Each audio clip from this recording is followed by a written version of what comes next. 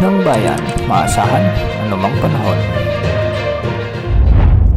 Magandang araw po sa ating lahat. Narito na ang latest update sa magiging lagay ng ating panahon ngayon at sa susunod na 24 oras. Habagat pa rin ang nakakaapekto sa ating bansa at patuloy pa rin nating minomonitor ang bagyo sa labas ng ating area of responsibility. Lumakas pa nga bilang severe tropical storm si Bagyong Podul at huli itong namatan sa layong 2,085 km silangan ng extreme Northern Luzon. Taglay na nito ngayon ang lakas ng hangin na umaabot sa 95 km per hour malapit sa gitna at pagbugsong umaabot sa 115 km per hour. Kumikilos ito ng kanluran hilagang kanluran ng mabagal. Inaasang lalakas pa ito sa typhoon category bago pumasok ng ating area of responsibility sa araw ng Lunes at tatawagin natin sa local name na Bagyong Goryo. Wala naman itong magiging direkta sa anumang bahagi ng ating bansa maliban na lamang kung hahatakin nito ang habagat na magdadala ng mga pag-ulan sa kanlurang bahagi ng ating bansa. Base sa mga latest forecast track nito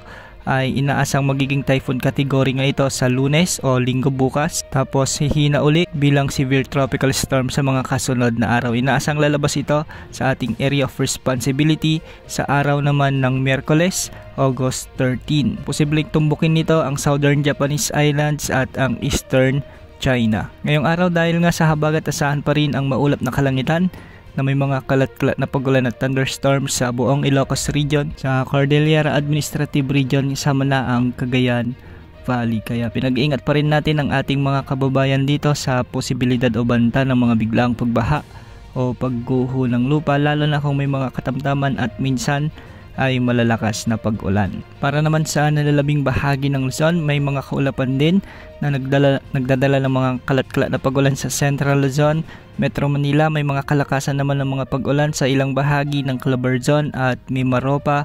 Sa Bicol Region, may mga kalat-kalat ding malalakas na pag-ulan. Samantala, malawakang pag-ulan naman na may mga kasamang malalakas na thunderstorms ang inaasahan sa Panay Island at ilang bahagi ng Negros Island Region, kasama na ang southern portion ng Cebu. Magiging mainit o maaliwalas naman ang panahon sa Eastern Visayas, maliban na lamang sa mga isolated rain showers kasama na ang Bohol.